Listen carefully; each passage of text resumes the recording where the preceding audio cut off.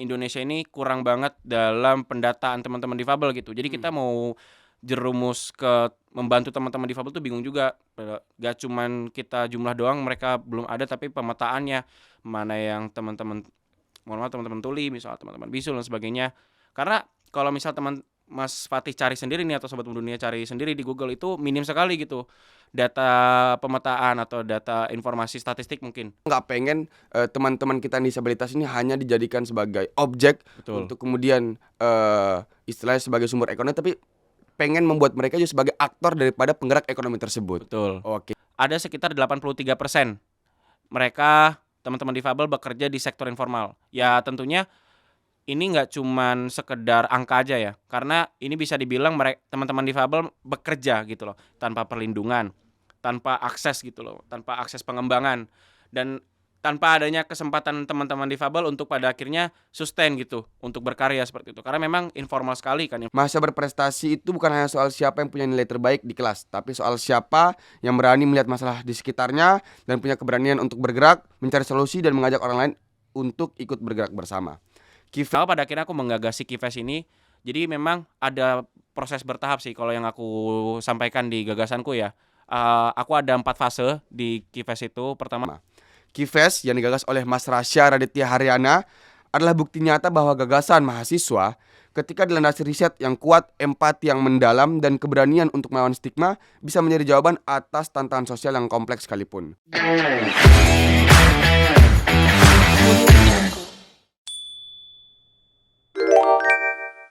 Assalamualaikum warahmatullahi wabarakatuh. Halo Sobat Muda Mendunia. Kali ini ketemu bareng aku Fatih di podcast UMY Talk Season 5, Inspirasi Muda Mendunia.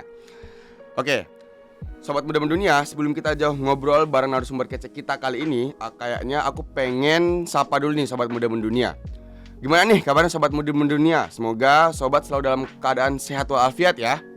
Sob, kalau kita bicara tentang mahasiswa berprestasi, yang sering terbayang itu pasti nilai bagus, IPK tinggi, dan juga segudang piala. Tapi gimana kalau prestasinya justru lahir dari kepedulian, empati, keresahan terhadap realitas sosial yang sering kita abaikan? Hari ini kita bakal ngobrolin sesuatu yang lebih dari sekedar prestasi akademik, yaitu inovasi, inklusivitas, dan keberanian seorang mahasiswa muda dalam menjawab tantangan nyata di masyarakat. Sob, kita tahu bahwa di Indonesia saat ini lebih dari 17,8 juta warga adalah penyandang disabilitas. Dan sebagian besar dari mereka, sekitar 83%, masih bekerja di sektor informal dengan akses ekonomi yang sangat terbatas. Nah, kondisi inilah yang menggugah narasumber kita hari ini untuk hadir, bukan hanya sebagai mahasiswa yang belajar di bangku kuliah, tapi sebagai problem solver. Sebagai problem solver yang berani menawarkan solusi konkret. Dia adalah mahasiswa program studi ilmu pemerintahan Universitas Muhammadiyah Yogyakarta yang baru saja meraih gelar juara 2 loh Sobat Muda Mendunia. Juara 2 mahasiswa berprestasi perguruan tinggi Muhammadiyah dan Aisyah PTMA tahun 2026. Nah, dia juga penggagas Kifes, Kota Gede Inclusive Festival, sebuah model pemberdayaan ekonomi kreatif inklusif yang dirancang khusus bagi penyandang disabilitas kawasan Kota Gede Yogyakarta. Oke, kita sapa dulu ya Sobat Muda Mendunia narasumber kita. Halo Mas Rasya. halo, selamat pagi Mas Fatih. Oke, Mas Rasya selamat datang di UMY Talk Season 5, Inspirasi Muda Mendunia. Oke, Mas Rasya, boleh disapa dulu nih Mas Rasya, sahabat Muda Mendunia kita. Oke. Halo Sobat Muda Mendunia, bangun pagi salat subuh. Assalamualaikum warahmatullahi wabarakatuh. Waalaikumsalam warahmatullahi wabarakatuh. Oke juga nih Mas Rasya nih. Oke, Sobat Mendunia, kenalin nama aku Rasya Raditya Haryana. Biasa teman-teman panggil aku Rasya. Aku aslinya orang Bandung sebenarnya Mas Fatih. Tapi sebenarnya Gen Z ini biasanya sering bilang kita tuh krisis identitas. Karena notabene ayah saya orang Jawa Timur, ibu saya orang Jawa Tengah gitu. Tapi ya sayanya lahir di Jawa Barat gitu kan. Jadi memang identik, tapi memang karena hal itulah dengan beragam-beragam identitas yang bikin aku belajar buat lebih adaptif. Kayak gitu sih Mas. Jadi dari banyaknya budaya Mas Rasya sudah coba beradaptasi banyak gitu Mas ya. Oke. Wah, senang banget nih bisa langsung ketemu bareng Mas Rasya, ngobrol bareng Mas Rasya, apalagi ngobrolin terkait gagasan dan inovasinya terkait Kota Gede Inclusive Festival. Oke Sobat Muda Mendunia, kita mungkin langsung aja gitu ya masuk ke obrolan yang pastinya bakal seru dan inspiratif bareng Mas Rasya hari ini. Oke, Mas Rasya, sebelum kita masuk ke Kifes Festival Inklusif Kota Gede, boleh mungkin ceritain dulu nggak perjalanan Mas Rasya sampai akhirnya bisa meraih gelar juara 2 Mapres PTMA 2026 ini. Kira-kira apa problem atau apa hal paling berkesan dalam perjalanan itu? Oke, Mas Fatih dan teman-teman Sobat Muda Dunia. Jadi kita harus tahu dulu nih Mas Fatih, sebetulnya Pilmapres ini konteksnya apa sih? Karena banyak sekali teman-teman aku yang ngiranya bahwasanya Pilmapres itu cuman buat orang-orang pintar, cuman buat yang IPK-nya bagus, buat yang piala banyak-banyak aja kayak gitu. Tapi sebenarnya tidak berhenti sampai segitu Mas Fatih. Jadi kan Pilmapres ini kita juga belajar bahwasanya ide-ide kita tuh sebenarnya sudah sampai bermakna seperti apa dari pengalaman yang sudah kita dapatkan kemarin. Jadi kita nggak cuman dilatih bagaimana caranya kita banyak-banyak piala atau banyak-banyak prestasi, tapi kita juga belajar untuk pada akhirnya kita sebagai mahasiswa notabene yang suka digadang-gadang nih sebagai agent of change ya, kita bisa menggagaskan suatu solusi dari realitas terdekat kita kayak gitu. Dan memang Pilmapres ini cukup panjang banget karena memang bisa dibilang ini ajang bergengsinya mahasiswa ya. Bahasanya tingginya tuh ya validasi lo jadi mahasiswa terkeren lah kalau kata anak-anak gitu ya. Dan karena ajang validasi ini yang bikin perjalanannya panjang sekali Mas Fatih, karena banyak seleksi yang harus kita lewati dulu gitu. Jadi tahap pertama kita lewati fakultas dulu, lalu nanti diambil 3 juara yang akan nanti maju untuk seleksi kampus, universitas, tingkat universitas. Dan pada akhirnya nanti di top 3 universitas itu kita bisa berkesempatan untuk nantinya yang maju, ada yang maju wilayah untuk nantinya akan diseleksi kepada nasional, dan ada yang dimajukan ke tingkat PTMA, dan salah satunya aku sendiri gitu. Dan alhamdulillah dari rangkaian Pilmapres itu selalu juara, selalu berkesempatan lah untuk bisa mewakili prodi aku sendiri dan juga bisa lebih kenal sama teman-teman banyak gitu. Ya memang struggle-nya banyak sekali sih Mas Fatih, karena Pilmapres panjang banget seleksinya, dan juga banyak sekali struggle yang dimana kan waktunya kadang mepet juga. Jadi memang harus dipersiapkan jauh-jauh hari sih Mas Fatih. Jadi itu struggle-nya seperti itu.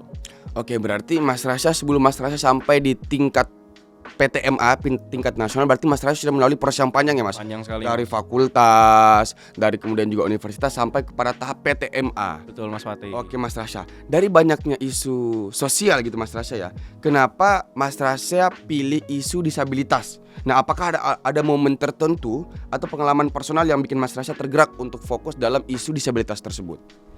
Oke, Mas Fatih. Banyak sekali teman-teman aku yang aku sebenarnya pengen ngubah perspektif sebenarnya Mas Fatih. Karena seringkali kita selalu ngomongin inklusif nih. Tapi kadang kita kalau ngelihat teman-teman difabel tuh lebih fokusnya malah ngerasa kasihan. Dan pada akhirnya kenapa aku memilih isu inklusivitas pada akhirnya ke teman-teman difabel ya, karena aku ingin mencoba mengubah perspektif bagaimana caranya pada akhirnya kita nggak cuman melihat mereka sebagai objek belas kasihan gitu, tapi juga gimana caranya kita bisa mengajak teman-teman difabel yang pada akhirnya kita bisa make them to be actors gitu loh. Jadi mereka tuh bisa loh untuk bisa memunculkan entah itu karya, entah itu sebuah produk yang akhirnya mereka memiliki value yang bisa dijual ke teman-teman dan sebagainya. Jadi memang pada akhirnya inklusivitas ini karena memang luas banget, dan aku ingin mengubah secara sederhananya ya, mengubah perspektif teman-teman dulu gitu. Pengen ngubah pada akhirnya teman-teman difabel mampu loh untuk pada akhirnya berdaya seperti itu. Oke, berarti benar-benar apa yang Mas Rasya angkat ini benar-benar tergerak daripada keresahan sosial, bisa dibilang. Betul, keresahan sosial sekali Mas Rasya nggak pengen teman-teman kita disabilitas ini hanya dijadikan sebagai objek. Betul. Untuk kemudian istilahnya sebagai sumber ekonomi, tapi pengen membuat mereka juga sebagai aktor daripada penggerak ekonomi tersebut. Betul. Oke, jadi begitu Sobat Muda Mendunia. Jadi perjalanan Mas Rasya ini cukup panjang daripada fakultas juga universitas sampai kepada tingkat PTMA, dan benar-benar inovasinya ini bisa membuat hati kita tergerak gitu ya. Bahwasanya ini pasti juga bisa menjadi salah satu penggerak Indonesia Emas 2045. Jadi nggak cuman kita aja nih teman-teman Sobat Mendunia yang istilahnya punya kemampuan fisik yang bisa dibilang sempurna, tapi juga bagaimana Indonesia 2045 Emas ini bisa terwujud dengan bergabungnya teman-teman disabilitas. Oke, Mas Rasya, dari riset dan pendalaman yang Mas Rasya lakukan, Apa sebenarnya masalah paling mendasar yang dihadapi teman-teman difabel, khususnya dalam hal akses ekonomi? Kira-kira apa yang paling mewujudkan Mas Rasya dari temuan itu? Oke, Mas Pati, jadi selama memang kan di Pilmapres ini kita memang diwajibkan untuk menyusun gagasan kreatif ya. Ya tentunya kita sebagai mahasiswa yang suka nulis-nulis paper ya, jadi memang analytical skill-nya tuh dilatih banget. Pada akhirnya apa yang menjadi dasar aku untuk meneliti ya atau meriset kajian ini yang pada akhirnya bisa menemukan solusi adalah tadi ya, kalau kita bisa lihat kan memang di Indonesia ini pada tahun 2024 ya atau 2025 itu tercatat ada 17,8 juta orang ya, itu udah lumayan banyak. Dan dari 17,8 juta itu cuma 900 ribu yang bekerja Mas Pati, 900 ribu lebih. Dan yang menjadi isu utamanya atau isu mendasarnya, ini datanya dari Kompas, ada sekitar 83% mereka teman-teman difabel bekerja di sektor informal. Ya tentunya ini nggak cuman sekedar angka aja ya, karena ini bisa dibilang mereka teman-teman difabel bekerja gitu loh, tanpa perlindungan, tanpa akses gitu loh, tanpa akses pengembangan, dan tanpa adanya kesempatan teman-teman difabel untuk pada akhirnya sustain gitu, untuk berkarya seperti itu. Karena memang informal sekali kan, informal kan memang bahasanya apa ya, waktu-waktu gitu loh, kayak berjarak dan sebagainya. Jadi tidak ada kepastian seperti itu. Jadi memang hal itulah yang mendasar aku sendiri untuk bisa merumuskan pada akhirnya bagaimana caranya kita bisa solve this problem also. Dan juga aku juga nemu salah satu artikel yang membahas bahwasanya Indonesia ini kurang banget dalam pendataan teman-teman difabel gitu. Jadi kita mau jerumus ke membantu teman-teman difabel tuh bingung juga. Gak cuman kita jumlah doang mereka belum ada, tapi pemetaannya mana yang teman-teman tuli, misalnya teman-teman bisul dan sebagainya. Karena kalau misal teman Mas Fatih cari sendiri nih atau Sobat Dunia cari sendiri di Google itu minim sekali gitu data pemetaan atau data informasi statistik mungkin dari teman-teman difabel. Jadi memang pada akhirnya aku merumuskan program ini pada akhirnya nanti nggak cuma sekedar pemberdayaan, nggak cuma nantinya pada fokus ke festival dan sebagainya, tapi juga aku pengen ada salah satu sederhana, yaitu ya mendatain teman-teman gitu, yang pada akhirnya nanti bisa menjadi acuan untuk pada akhirnya entah akademisi atau pemerintah bisa tahu gitu untuk merumuskan suatu kebijakan seperti itu sih Mas. Oke, tadi Mas Rasya barusan sempat nyebut terkait Kifest gitu ya, Betul, Inclusive Festival. Nah ini aku penasaran banget nih teman-teman Sobat Mendunia, kenapa pada tahap proses pemberdayaan teman-teman disabilitas ini kenapa Mas Rasya menggagas Kifest, Kota Gede Inclusive Festival, dan kenapa pemilihan lokasinya tuh di Kota Gede? Nah, apa yang menjadi landasan tersebut?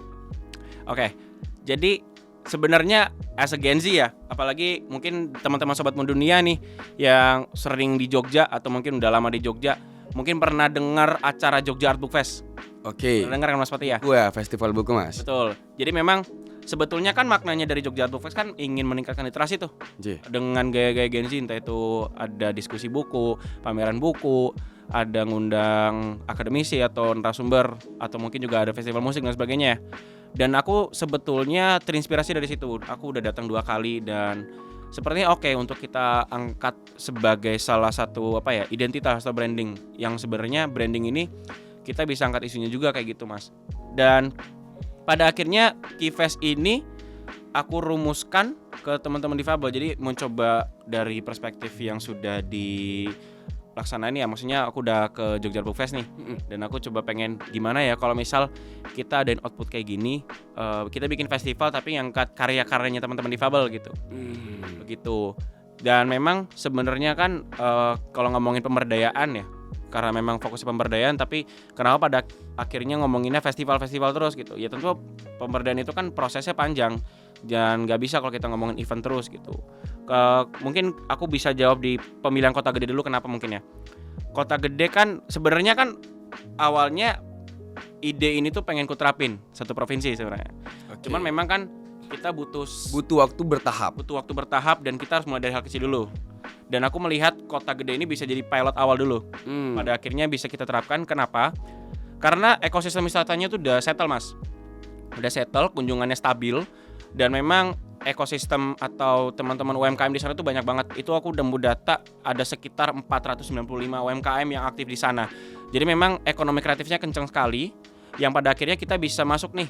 Tidak hanya membantu teman-teman difabel, tapi juga kita bisa ngangkat si destinasi wisata Kota Gede itu juga gitu. Jadi bisa saling berkesinambungan gitu loh Mas. Dan memang setelah pemilihan di situ aku juga sempat main ke Kota Gede dan ya memang aktif sekali kan ekosistemnya dan juga destinasinya, banyak UMKM dan sebagainya. Dan aku ketemu satu bapak-bapak juga, kita ngobrol panjang tuh di situ, ngomongin sekalian observasi sih sebenarnya buat menambah data gagasanku gitu. Dan memang bapaknya suka banget dan pada akhirnya memang menurutku kita nggak bisa cuma merumuskan event-event besar sekali aja, tapi memang harus ada bertahap seperti Harus itu Mas. berkelanjutan gitu Mas Rasya. Betul. Oke, berarti kalau yang saya lihat nih dari kata Mas Rasya, mulai daripada riset literatur 17,8 juta dan 83% dari mereka bekerja di sektor informal, sampai kepada tadi Mas Rasya bilang sebenarnya nih aku pengen ngadain ini skala provinsi, tapi harus bertahap dulu di Kota Gede. Betul, bertahap dulu. Nah, berarti yang saya lihat nih teman-teman sobat mendunia ya, berarti Mas Rasya ini untuk observasinya itu panjang banget Mas Rasya. Yang banget Mas. Pasti sering main tuh ke daerah Kota Gede. Harus main juga sebenarnya. Oke, berarti buat teman-teman sobat mendunia nih yang pengen kayak Mas Rasya ikut Pilmapres, berarti tuh waktunya itu nggak bisa mepet teman-teman. Teman-teman harus mempersiapkan jauh sebelum itu. Oke Mas Rasya, menarik banget. Tapi aku penasaran, kenapa Mas Rasya pilih pendekatan festival ekonomi kreatif? Bukannya lebih mudah kalau langsung bikin pelatihan atau kasih bantuan modal ke teman-teman difabel? Kenapa harus festival ekonomi kreatif gitu? Oke. Istilahnya kan biasa kalau pemerintah kasih pelatihan, kasih modal kayak gitu. Nah, kenapa harus festival ekonomi kreatif Mas Rasya? Oke, Mas Fatih. Dan teman-teman sobat mendunia, pernah nggak sih kita melihat bahwasanya pemerintah saat ini tuh kalau ingin membantu teman-teman difabel itu hanya charity base aja. Dalam artian, ya udah kita kasih bantuan sosial, entah itu sembako, entah itu uang dan sebagainya. Mungkin memang membantu gitu sementara ya, sementara waktu dengan jangka tertentu. Tapi memang sebenarnya kan jangka pendek ya. Karena ketika memang bansosnya habis lah bahasanya gitu ya Mas Fatih.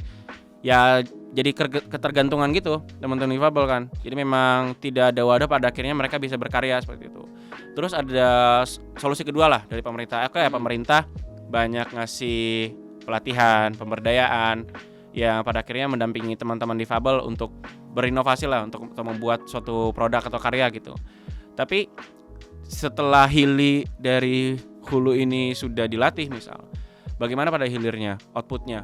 Apakah mereka sudah dilatih tapi pendampingannya dan showcase-nya gitu loh, maksudnya untuk memperlihatkan karyanya mereka atau produk-produk yang sudah didampingi itu mau kemana gitu. Karena kan kalau kita lihat oke lah banyak pelatihan, tapi kita sudah sering gak sih ngelihat teman-teman difabel yang karyanya dipamerkan, produknya dijual, dipasarkan, dipertontonkan. Minim sekali mungkin ada, tapi minim banget untuk kita lihat. Nah makanya kenapa pada akhirnya aku menggagas si Kifes ini. Jadi memang ada proses bertahap sih kalau yang aku sampaikan di gagasanku ya. Aku ada 4 fase di Kifes itu. Pertama ada Kibasis ya. Di pemberdayaan tentunya kita harus berpendataan dulu nih, apa yang dibutuhkan teman-teman difabel dan juga apa kondisi teman-teman difabel. Nanti pada akhirnya dari pendataan itu akan kita sesuaikan untuk pada akhirnya kita masuk fase Kikubasi. Kikubasi itu kita masuk ke fase pelatihan teman-teman difabel, kita dampingi sesuai pemetaan dan kita mau lihat juga kondisi dan juga kreativitas teman-teman difabel mau dibawa kemana, mau dibawa ke produk atau kesenian dan sebagainya. Dan lalu pada akhirnya ketika kita sudah mendampingi teman-teman, kita sudah memberdayakan teman-teman, ya kita kasih modal juga lah bahasanya. Kita perlihatkanlah kepada publik dalam bentuk festival ekonomi kreatif. Kita melihat sebenarnya ekonomi kreatif kan kita nggak cuma jual produk aja, tapi bagaimana produk kreatif itu bisa bernilai gitu. Jadi makna ekonomi kreatif tuh kita ingin memperlihatkan produk, value produknya dari teman-teman difabel dan diperlihatkan publik. Tentunya memang setelah Kifes ini kan banyak yang bertanya gitu, ketika sudah event selesai mau dibawa kemana lagi? Ya tentunya kan nanti ada fase terakhir tuh dari yang kugagas itu ada killing. Jadi memang kita coba digitalisasi produk-produk yang teman-teman difabel buat itu, kita sebarluaskan ke pasar, ekspansi lah bahasanya. Dan harapannya dari rangkaian fase ini kita bisa rumuskan satu kebijakan lah. Siapa tahu bisa jadi agenda tahunannya Kota Gede dan semoganya ya bisa direplikasi gitu loh ke daerah-daerah lain. Oke, betul. Seperti itu sih Mas. Berarti istilahnya selain memberdayakan teman-teman disabilitas juga punya wadah untuk kemudian memamerkan daripada karya-karyanya. Setelah agenda itu selesai, coba didigitalisasikan gitu ya. Betul, Mas. Ber-up di media. Oke Mas Rasya, saya rasa dengan gagasan sebesar ini tentu pasti Mas Rasya pasti memiliki tantangan yang dihadapi dalam menggagas gagasan inovasi, gagasan kreatif tersebut. Nah, aku pengen Mas Rasya singkat saja. Kira-kira tantangan terbesar yang Mas Rasya hadapi dalam menggagas Keyfest di Kota Gede tersebut? Oke, mungkin aku bisa definisikan 2 hal ya tantangan dari aku menggagas Keyfest ini. Pertama dari akses fisik dan juga akses sosial ya. Dalam akses fisik sendiri kan kita tahu Kota Gede itu kan kota heritage ya, kota budaya yang sangat-sangat diwarisi dan memang harus dijaga sekali bangunannya. Jadi kalau memang pada akhirnya kita bisa menggagas ini, Keyfest ini bisa berhasil lah, kita pitchingkan ke pemerintah, kita nggak bisa semerta-merta harus bongkar-bongkar bangunan kan. Jadi memang harus kita lihat secara akses jalan dan sebagainya. Mungkin kita bisa tambahkan ramp portable dan sebagainya kayak gitu. Dan yang kedua ya aspek sosial itu sendiri. Jadi memang di aspek sosial kan kita ngelihat teman-teman difabel tuh banyak stigmanya gitu loh Mas. Jadi kayak kalau misalnya teman-teman difabel kalau di pekerjaan sebagainya kan melihat dari data yang sudah didasari.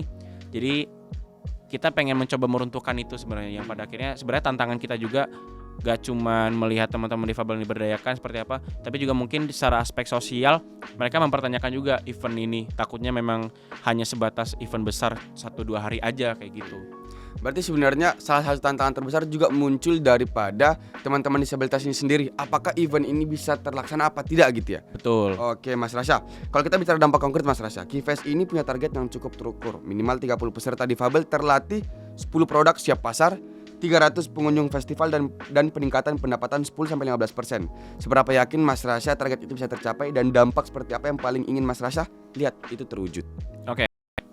Ngomongin soal terwujudnya suatu program ya, kita nggak bisa merumuskan sendiri Mas. Jadi memang harus ada kolaborasi antar stakeholder seperti itu. Mungkin kalau teman-teman Sobat Mendunia nih, atau teman-teman yang sudah belajar teori pentahelix, jadi kita kolaborasi dari antar stakeholder. Akademisi, pemerintah, media, dan lain sebagainya kan. Dan harapannya tentunya dari analisis dan tolak ukurnya ya. Sebenarnya tolak ukurnya kan menjadi target juga Mas. Biar nanti kita nggak cuman sekedar ala-ala kita buat-buat aja lah event gitu. Karena memang harus ada targetnya. Yang pada akhirnya dari target ini kita bisa menjadi indikator lah bahwasanya ketika semua target itu sudah tercapai, kita bisa pastikan bahwasanya program ini berhasil seperti itu. Dan memang harus lebih kencang lagi sih kolaborasinya. Karena ketika kolaborasi sudah menjadi satu ekosistem, kita bisa pastikan dampaknya tentu terasa juga. Tidak hanya untuk teman-teman difabel, tapi juga kita bisa memperlihatkan ke publik gitu, untuk bisa, sebenarnya kan kita ada regulasi tuh di Indonesia dan juga di DIY kita ada UU nomor 8 tahun 2016 gitu, dan juga pada DIY nomor berapa gitu lupa ya, 2000 berapa gitu, 2020-an 2022, yang memang menjamin hak teman-teman difabel gitu untuk pada akhirnya entah kemandirian. Jadi memang sebenarnya dari kolaborasi ini juga kita mendukung dari kebijakan yang sudah dibuat oleh pemerintah seperti itu. Oke Mas Rasya, saya rasa gagasan Mas Rasya ini cukup komprehensif gitu ya. Daripada persiapan Mas Rasya, berangkat daripada empati, berasal daripada keresahan sosial, dan juga sebenarnya sudah coba untuk kemudian ini dikolaborasikan dengan berbagai macam stakeholder. Oke, Sobat Mendunia, sebelum kita wrap up, aku mau nanya satu hal yang ringan nih ke Mas Rasya. Kira-kira kalau Keyfest ini bisa jalan dan sukses, kira-kira Mas Rasya mau bilang apa ke teman-teman difabel Kota Gede yang udah percaya sama gagasan ini? Oke, cukup panjang ya. Teman-teman difabel, harapannya teman-teman sudah dapat stigma sosial ya yang cukup kurang lah dari orang lain mungkin. Dan juga kita miris sekali ya kalau lihat data dari yang diberikan oleh Kompas atau mungkin data-data yang sudah saya baca. Dan harapanku ketika memang ini bisa berhasil, seenggaknya kita sudah mengadvokasikan lah ke pemerintah, atau kita kasih policy brief ke pemerintah dan sudah diinisiasikan.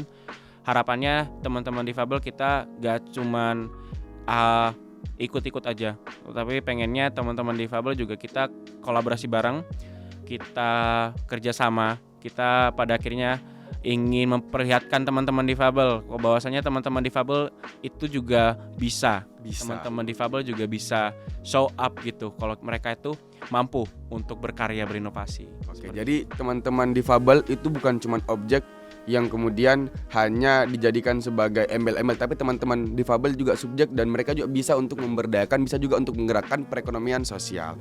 Oke sobat muda mendunia, luar biasa banget obrolan kita hari ini bareng Mas Rasya gitu ya.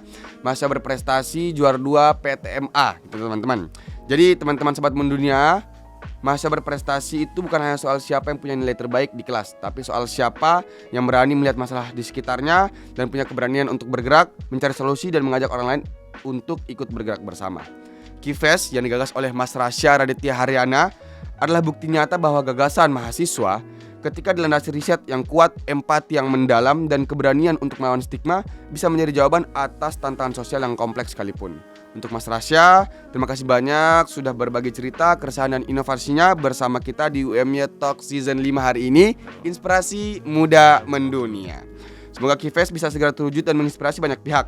Dan untuk sobat muda mendunia yang udah dengerin episode ini, semoga kamu juga termotivasi karena perubahan sosial itu nggak harus nunggu jadi orang besar dulu. Cukup mulai dari kepedulian yang kecil tapi konsisten. Oke, jangan lupa like, subscribe, dan komen di kolom komentar. Sampai jumpa sobat muda dunia di season UMY Talks berikutnya. Dadah. Assalamualaikum warahmatullahi wabarakatuh.